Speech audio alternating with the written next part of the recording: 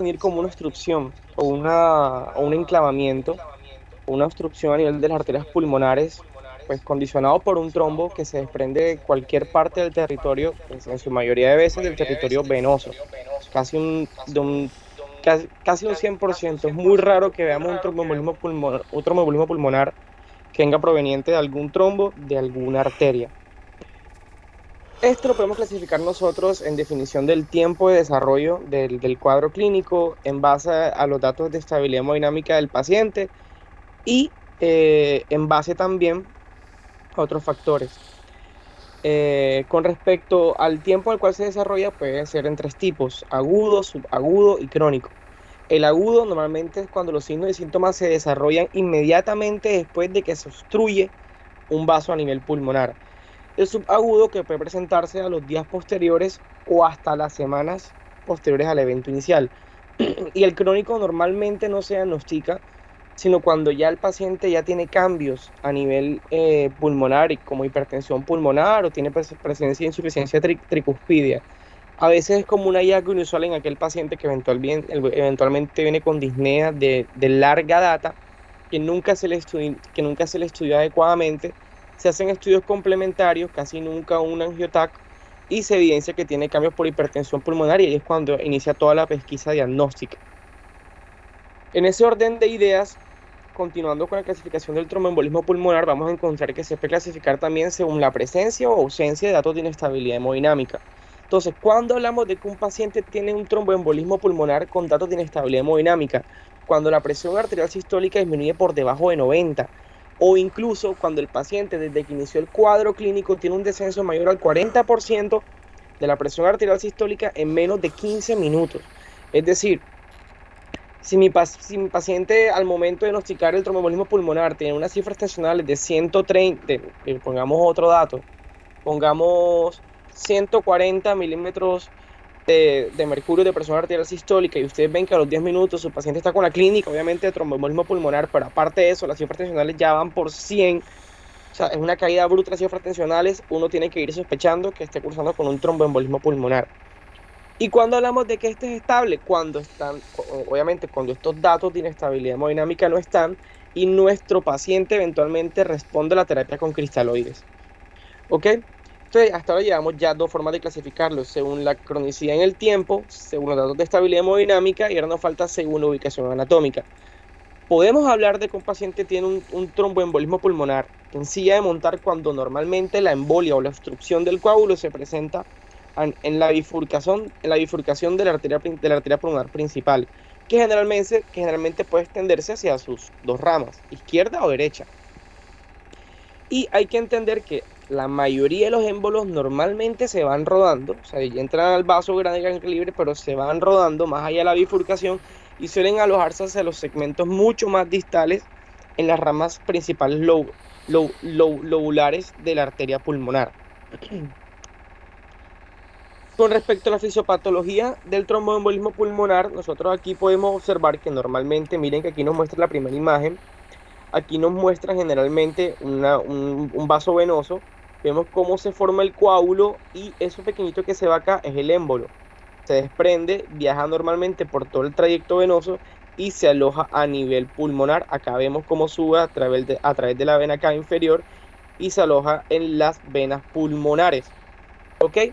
Entonces, generalmente en el cuadro este que ustedes evidencian aquí al lado es como, a grosso modo, como la fisiopatología de cómo se desarrolla pues un tromboembolismo pulmonar y cómo nos lleva a complicaciones hemodinámicas como arritmia y obviamente un shock, más que todo de tipo obstructivo. ¿Ok? Entonces, ¿qué vamos a ver acá nosotros normalmente? Que cuando hay un tromboembolismo pulmonar, generalmente lo que va a pasar es que va a disminuir o sea, va a haber una disminución en la ventilación, en la perfusión. Aparte que va a haber una disminución en la ventilación y en la perfusión, va a haber una dilatación del ventrículo derecho. Ustedes saben que el corazón tiene cuatro cavidades, o sea, tiene cuatro cámaras: una aurícula derecha, una izquierda, un ventrículo derecho y un ventrículo izquierdo. Por anatomía, cuando hay un tromboembolismo pulmonar, el ventrículo derecho va a comenzar a dilatarse. Y como él comparte el mismo septum con el ventrículo izquierdo, esa dilatación del ventrículo derecho lo que va a hacer es que va a desplazar pues, ese septum y va a disminuir la capacidad de llenado del ventrículo izquierdo. Al disminuir la capacidad de llenado del ventrículo izquierdo, ¿qué es lo que va a pasar? Durante la diástole, el volumen de mi ventrículo izquierdo no se va a llenar lo suficiente, porque obviamente va a estar disminuido el tamaño por la compresión que le estoy diciendo yo, la dilatación del ventrículo derecho, y cuando vaya a inyectar esa cantidad de sangre no va a ser la adecuada, y por esta razón mi paciente entra en un contexto de hipotensión, que si no se mejora el TEP es sostenida y el paciente entra a hacer un choque. Por lo tanto, la terapia con cristaloides sí hace parte del manejo, pero no va a ser la solución del cuadro clínico. Va a ser una terapia de manejo mientras aborda el problema inicial, que es el tromboembolismo pulmonar. ¿Ok? Obviamente, toda esta caída a nivel de la, obviamente, de la eyección del ventrículo izquierdo, a la alteración en la ventilación y la perfusión, esto me va a llevar a mayor datos de hipoperfusión tisular, no va a haber entrega de oxígeno a nivel periférico y el paciente obviamente comienza con todos los trastornos respiratorios, hemodinámicos y el metabolismo. Hasta ahí me están entendiendo. Sí, Sí, doctor. listo, bueno, perfecto. Entonces, con respecto a los factores de riesgo, vamos a tener tres tipos de factores de riesgo. Todos sabemos que hay unos factores de riesgo que se acercan más a llevarnos a cierto problema y otros que se encuentran solamente levemente relacionados con el problema inicial. Entonces, ¿qué debemos nosotros tener en cuenta eventualmente en un paciente con un tromboembolismo pulmonar? Con respecto a los factores de riesgo fuertes, vamos a encontrar una fractura de extremidad inferior. ¿Por qué? Porque el paciente va a estar con movilidad limitada. Segundo, que el paciente tenga datos de hospitalización, ya sea por falla cardíaca o una fibrilación auricular en los últimos 3 meses. Que tenga un reemplazo de cadera o rodilla, un traumatismo importante, un infarto de miocardio, una tromboembolia venosa previa o una lesión de la médula espinal. Los que han pasado conmigo durante la rotación saben que les he preguntado acerca de la triada de Virchow. Saben que la triada de Virchow se encara, como dice su nombre, son tres cosas. Lesión endotelial, estasis vascular y un estado proinflamatorio. Entonces, generalmente, si ustedes se evidencian acá en estos factores de riesgo, normalmente nosotros estamos evidenciando que los pacientes con reemplazo de cadera, fractura extremidad inferior, van a tener una estasis vascular. Los pacientes con un traumatismo importante van a tener lesión endotelial. ¿Ok? Los pacientes con lesión de médula espinal, como siempre están quietos, no pueden desplazarse, la sangre va a tener cierto éxtasis, o sea, se va a mover mucho más lento y al moverse mucho más lento se va a estancar y se va a formar el coágulo que posteriormente va a generar el tromboembolismo. Hay otro tipo de factores de riesgo moderados como las enfermedades autoinmunes, los catéteres venosos centrales que normalmente pues los que han pasado por UCI saben que los pacientes eventualmente pueden tener un acceso venoso central. Generalmente los coágulos suelen alojarse, digamos, en el punto de inserción del catéter y esos coágulos pueden hacer viajar y generar inconvenientes. La quimioterapia y el cáncer también condicionan un estado protrombótico, o sea, proformación de coágulos. Asimismo, la terapia con reemplazo hormonal, las infecciones, el periodo postparto y una trombosis venosa superficial.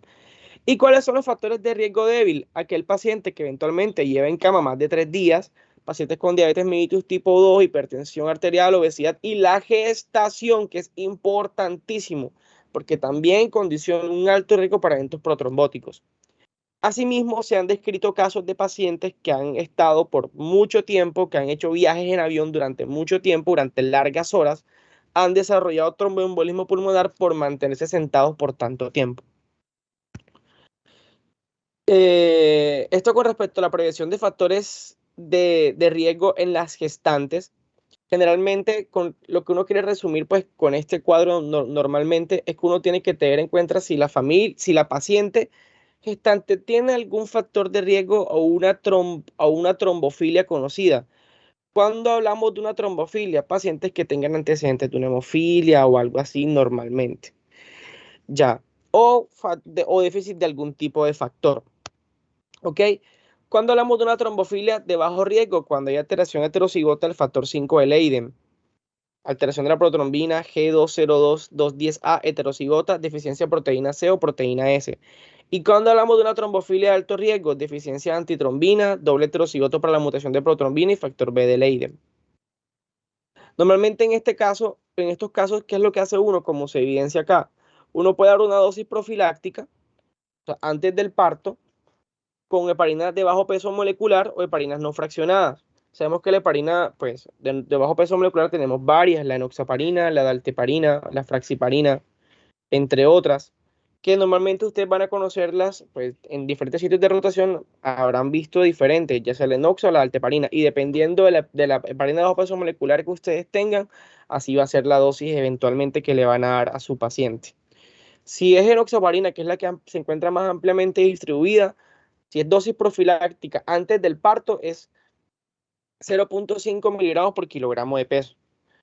Normalmente si su paciente, digamos, ustedes le van a colocar una profilaxis antitrombótica a una paciente, normalmente va a recargar con enoxaparina, 40 miligramos subcutáneos una vez al día. Ya cuando es para anticoagulación sería el doble de la dosis, o sea, cada 12 horas. Y cuando es gestión postparto, para prevenir esto, se puede dar la dosis de anticoagulación plena, o sea, cada 12 horas. Entonces, como dice acá, heparina durante el embarazo para la tromboprofilaxis. Está la heparina de bajo peso molecular, normalmente la enoxaparina, que son 40 miligramos por subcutáneo una vez al día. Y si es heparina no fraccionada, es 5.000 unidades subcutáneos cada 12 horas. Ahora bien, uno puede hacer profilaxis antitrombótica, farmacológica y no farmacológica. Dentro de las no farmacológicas se incluye la profilaxis mecánica, es decir, colocar medias de compresión, pues mediana, que normalmente, pues, o unas medidas de compresión mecánica que normalmente van a hacer compresión en los miembros inferiores constantemente. Limitaciones, que estos dispositivos no van a estar ampliamente distribuidos, pues, en todas las clínicas, entonces se le recomienda al paciente usar las medidas de compresión mediana.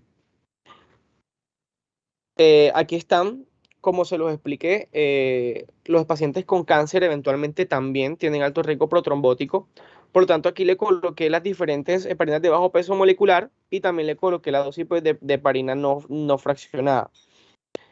Entonces, dentro de la heparina de bajo peso molecular, como encontramos la enoxaparina, está la dosis 40 miligramos subcutáneo una vez al día para profilaxis, para prevenir que se forme el coágulo que nos va a generar el TEP. Dalteparina, 5.000 unidades por vía subcutánea una vez al día. La nadroparina, como se evidencia ahí tal cual. Tinzaparina, como se evidencia ahí. Y ven que en la parte más de abajo aparece el fondaparinux. El fondaparinux no es una heparina, es un heparinoide. ¿En qué contexto se usa? En pacientes que tengan una trombocitopenia asociada a heparinas y que eventualmente requieran estar anticoagulados.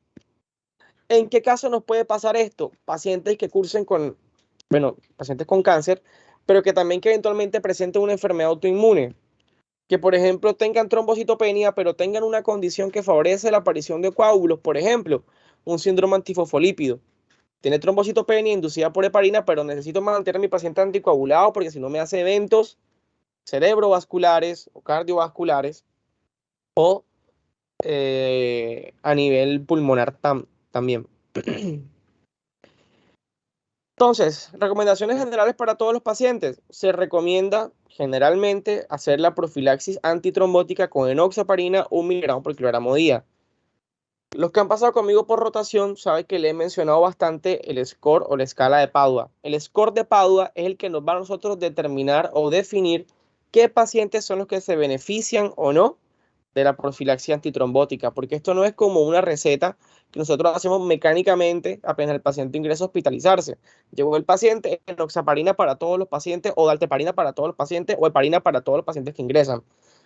Hay un score de riesgo para determinar qué pacientes van a requerir esa profilaxis antitrombótica farmacológica. Cuando el score de Padua da mayor a 4, ahí es cuando nosotros la vamos a colocar listo. Hay contraindicaciones, paciente que tenga un cáncer de estómago, que esté sangrando, una hemorragia activa, en esos casos no lo podemos hacer. En esos casos, ¿qué hacemos? Profilaxis mecánica, o sea, es decir, no farmacológica con medidas de compresión. Llegamos a la parte importante. ¿Cuándo sospechamos nosotros que tenemos un tromboembolismo pulmonar? El 50% de los pacientes hacen disnea. Es decir, si usted tiene 2 pacientes y si los dos tienen disnea, la probabilidad, y está sospechando un TEP, la probabilidad de que uno de ellos tenga TEP es muy alta. Uno de ellos va a tener un tromboembolismo pulmonar.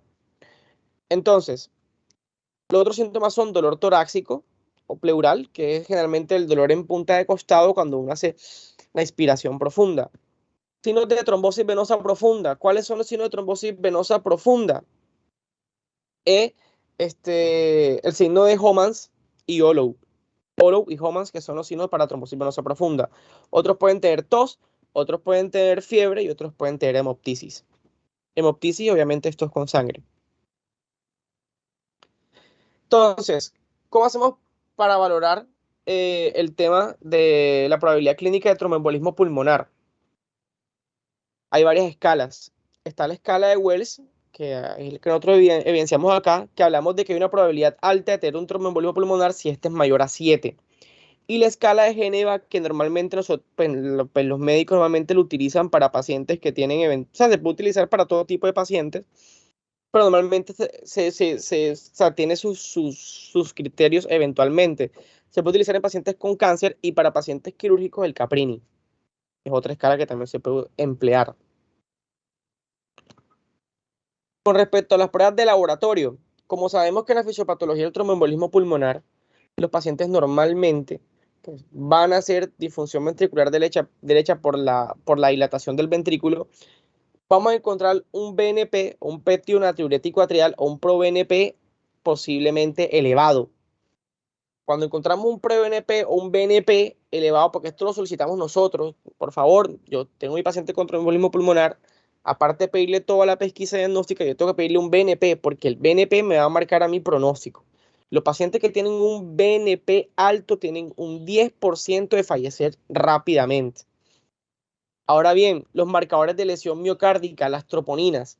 Los pacientes que tienen troponinas elevadas también tienen un mal pronóstico, pero ojo, que los pacientes con tromboembolismo pulmonar te pueden hacer también infarto agudo del miocardio por compromiso de la arteria coronaria derecha. Entonces tengan eso en cuenta también. Las troponinas pueden verse elevadas por el TEP, sí, pero nunca descarten que su paciente esté cursando con un síndrome coronario agudo. Ahora, con respecto al dímero D, el dímero D, digamos que es una prueba que no es específica del tromboembolismo pulmonar, pero más adelante hablaré acerca de la especificidad del mismo a la hora de tomar una decisión diagnóstica. ¿Ok?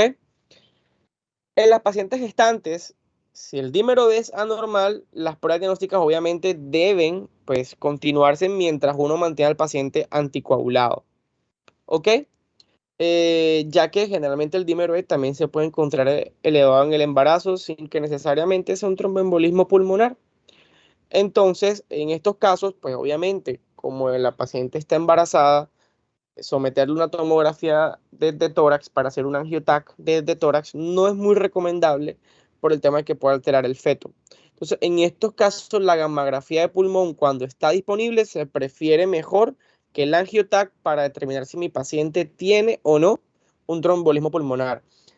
La gammagrafía también me puede servir para aquellos casos en los cuales digamos que el trombo o coágulo no se encuentra alojado en una arteria principal o se encuentra alojado muy hacia la periferia del pulmón, porque nos alcanza a visualizar todas estas zonas, sobre todo en las partes más distales. Esto es un score que a mí me gusta bastante, que es el GERS. Yo lo utilizo siempre que sospecho a un paciente con tromboembolismo pulmonar, ya que es muy, muy, muy sencillo. Vámonos a la letra A, donde dice el pretest, o sea, la probabilidad antes de uno determinar qué estudio realizar. Si vemos que el Wells o el Geneva Score, cualquiera que nosotros utilizamos, nos da un alto riesgo para un tromboembolismo pulmonar, hombre, CTPA, que es angiotac de tórax, de una. Pero si digamos que tiene una probabilidad intermedia o no es muy probable, tenemos que ajustar el dímero D según la edad. ¿Y cómo se ajusta el dímero D según la edad? Porque sucede que el dímero D, después, normalmente de los 60, 80 años, hay que irle aumentando paulatinamente, porque en algunos pacientes puede que esté, o sea, puede estar alto, pero para ciertas edades puede que sea lo normal. Entonces debe ajustarse siempre a la edad. Entonces, con el GERS score nosotros vamos a tener estos tres síntomas. Vamos a tener en cuenta estos tres factores. Que el paciente tenga signos clínicos de trombosis venosa profunda, que tenga hemoptisis o la embolia pulmonar sea el diagnóstico más probable.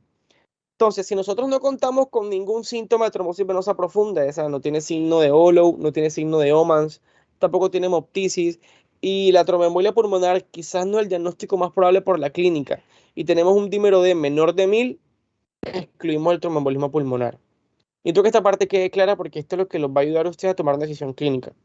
Si el paciente no tiene signo de trombosis venosa profunda en miembros inferiores o en otra parte, no tiene hemoptisis y el diagnóstico de tromboembolismo pulmonar no es el más seguro y tiene un dímero de menor de 1000, como sale aquí, en el 0 years items and D-dimer menor de 1000, colocan que está excluido el tromboembolismo pulmonar.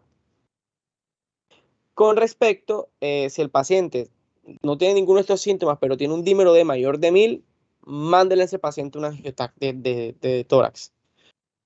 Si el paciente presenta alguno de estos y un dímero de menor de 500, excluyan el TEP. Pero si presenta alguno de estos y tiene un dímero de mayor de 500, hagan el angiotac. En resumen, si su paciente no tiene ningún signo clínico, es muy en relación con respecto al tromboembolismo pulmonar y tiene un dímero de mayor de 1000, mándenle el angiotac. O si tiene uno de estos síntomas y un dímero de mayor de 500, mándenle el angiotac. Si no, no hagan más nada, excluyan el diagnóstico. Aquí evidenciamos los estudios de imagen. Digamos que el método de elección para visualizar la vasculatura pulmonar, que es el angiotac, tiene una sensibilidad del 83% y una especificidad del 96%. El diagnóstico, como dice ahí, se basa en evidencia de llenado de un defecto de llenado en la rama de la arteria pulmonar. No sé si ustedes alcanzan a ver el cursor mío acá, la flechita, ¿alcanzan a verla o no? Sí, doctor, sí sabe. Ok, listo. Esto que ustedes ven aquí, donde estoy dando yo, hace parte de la arteria principal, de la arteria pulmonar principal. Esta va hacia el lado derecho y esta va hacia el lado izquierdo. ¿Me están entendiendo? Sí. Hola. Sí. Listo. Miren que en el camino hacia acá, hacia la arteria pulmonar derecha, ¿qué vemos? Nos encontramos con esta cosa gris que se evidencia acá. ¿Sí la alcanzan a ver? Sí, señor. Sí. Listo. Esto que está aquí es el trombo.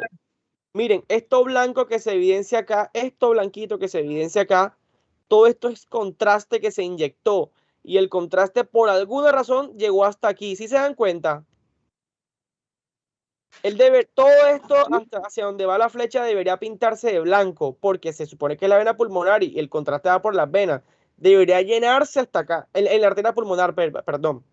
Todo esto debería llenarse hasta acá. Pero no se llena porque hay un defecto condicionado por un trombo. Así es como se evidencia un tromboembolismo pulmonar en un angiotac, un defecto de llenado a nivel de la arteria pulmonar. Como se evidencia acá a nivel de esta gamografía, miren cómo se evidencia acá que hay un defecto de llenado aquí. ¿Ok? Ok. Aquí lo ven, miren, este es un angiotac y esto es una angiografía. Gracias. Entonces, miren cómo se ve en diferentes formas. Acá porque el contraste se ve blanquito y el defecto de llenado se ve grisecito, y acá porque en la gamografía se ve todo oscuro y el defecto se ve en blanquito. ¿Sí lo alcanzan a ver, chicos? Perfecto, necesito que esto quede claro.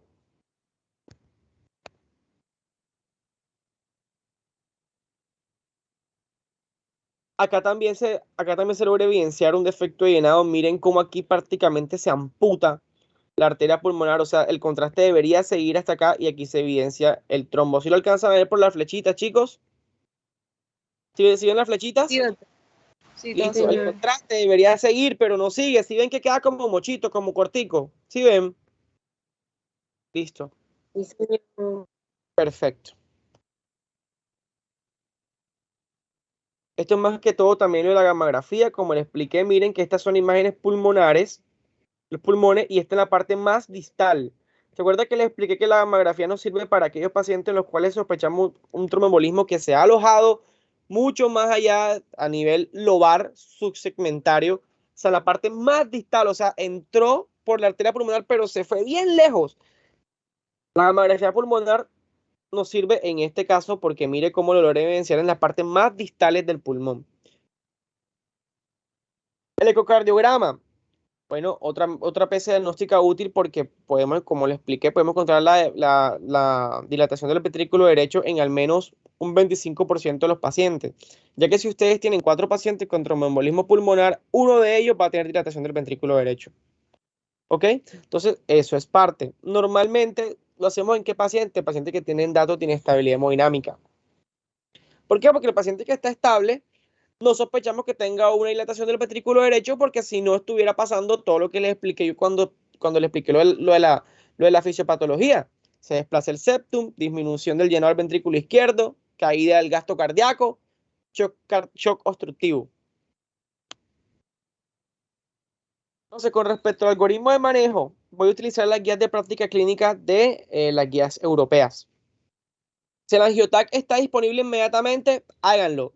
Si está positivo, tratamiento específico para la embolia pulmonar con reperfusión primaria, lo explico más adelante. Si el angiotac no está disponible, porque no está disponible en todos los lugares, ecocardiograma. Si hay sobrecarga del ventrículo derecho, de una hay que hacer el angiotac. Si no está disponible, mi hermano, remítanlo. Ya. Si el paciente eventualmente no aguanta llegar a la remisión a otro sitio, hay que hacer la trombolisis, o sea, romper ese coágulo como sea, porque si no el paciente se nos muere.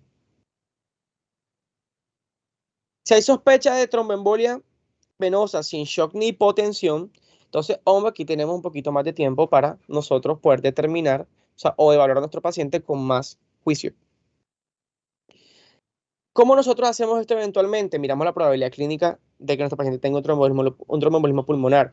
Si la probabilidad es alta, con los scores que ya mencioné previamente, ya sea con el Wells, con el Geneva o el Caprini, hacemos el angiotac. Si se está confirmado, se trata. Si no se trata, no se investiga más. Si la probabilidad, como le expliqué, es baja o intermedia, hacemos el dímero D. Si está positivo, angiotac. Si se confirma, se trata. Si no, se deja quieto. Entonces, con respecto al dímero D, vamos a desplazar esto para alguna parte. Vamos a desplazarlo para acá. Se recomienda determinar el dímero D en plasma a pacientes ambulatorios y pacientes en urgencias con probabilidad clínica baja, intermedia o embolia pulmonar improbable. Exacto, tú haces el dímero D para no cargar a tu paciente con otras pruebas innecesarias, como una angiotac o una gammagrafía o una angiografía, que son estudios altamente costosos. Grado de recomendación 1A.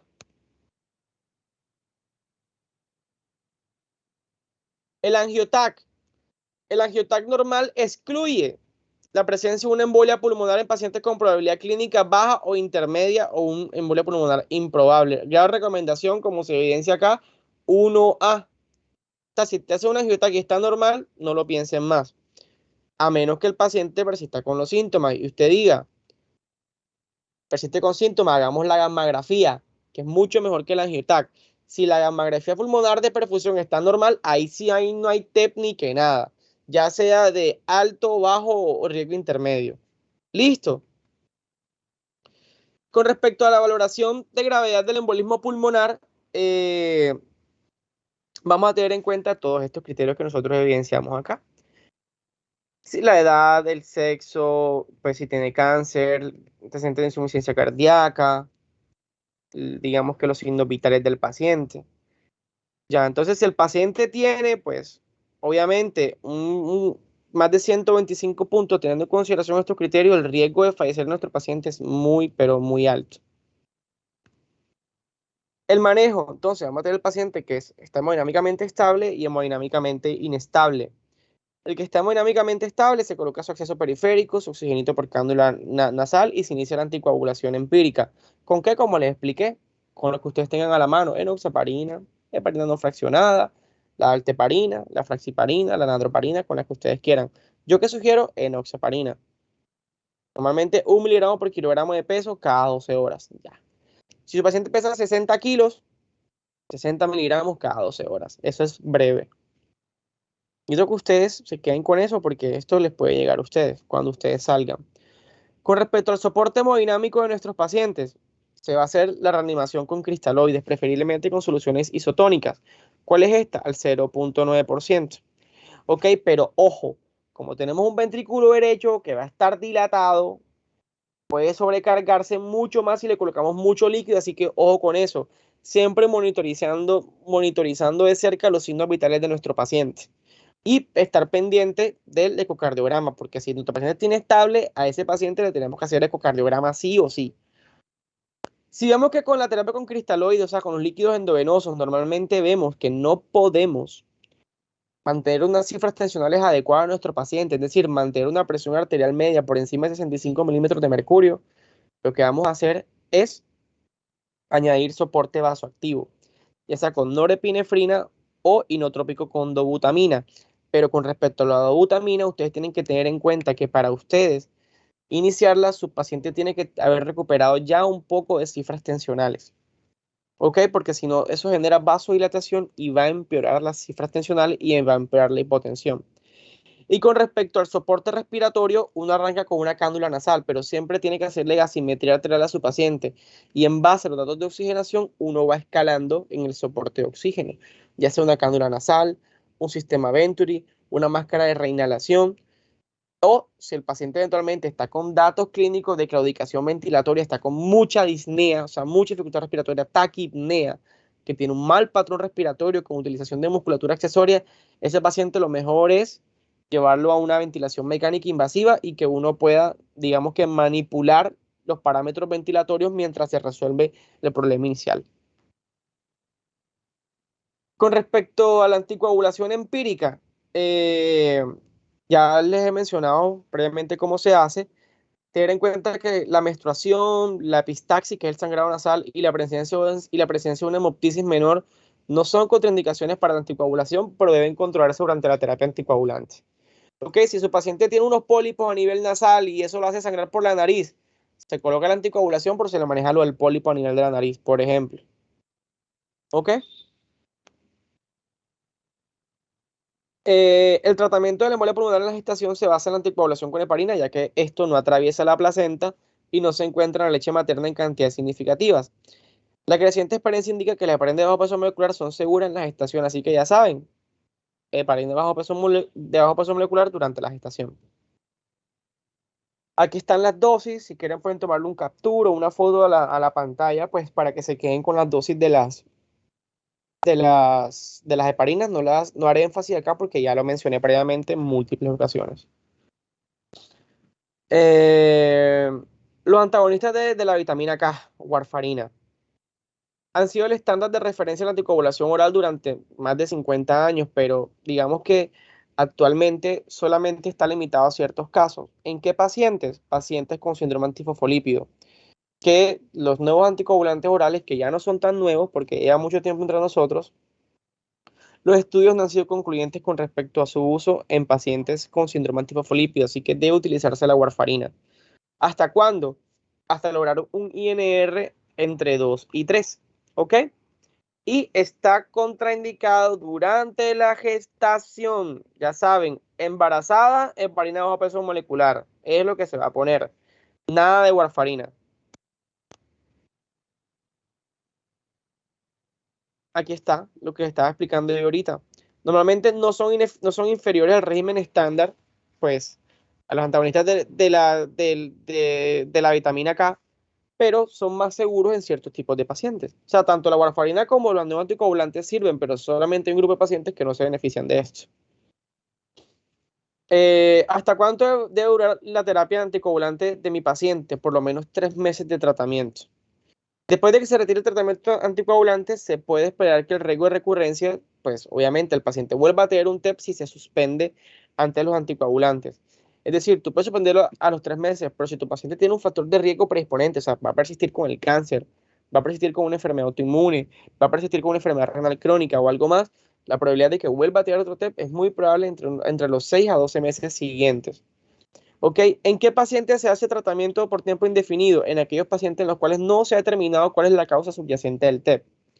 ¿Ok? Tu paciente hizo un TEP, pero tú le buscaste todas las causas habidas y por haber y no lo encontraste. Tienes que darle tratamiento por tiempo indefinido. Ahora, nuestro paciente está inestable. Tenemos que hacer la trombolisis. Es decir, disolver el coágulo rápidamente para que todos los parámetros a nivel cardiovascular y del corazón vuelvan a su normalidad y no nos lleva a un choque y no nos lleva a la muerte de nuestro paciente. Tenemos tres opciones: la streptocinasa, la urocinasa y el RTPA. La que más ampliamente está disponible es la streptocinasa, y a veces tampoco, pero la que más disponible está es esta. Hoy en día pueden encontrar también con el RTPA. Normalmente la dosis de streptocinasa van a ser 250.000 unidades de un solo, en 30 minutos se le pasa al paciente, y va a seguir de 100.000 unidades en una infusión hora de 2 a 24 horas. ¿Ok? Esa es la dosis de la streptocinasa. Y ustedes le hacen seguimiento clínico y hemodinámico a su paciente con los signos vitales, obviamente. Estos pacientes deben vigilarse siempre en la unidad de cuidados intensivos, ¿ok? Por el riesgo de choque y todo lo demás. Y con respecto al RTPA, son 100 miligramos en 2 horas o 0.6 miligramos por kilogramo de peso en 15 minutos. Dosis máxima 50 miligramos. Durante la administración de estos medicamentos debe detenerse la administración con heparinas no fraccionadas o heparinas de bajo peso molecular, porque aumenta el riesgo de sangrado. ¿Ok?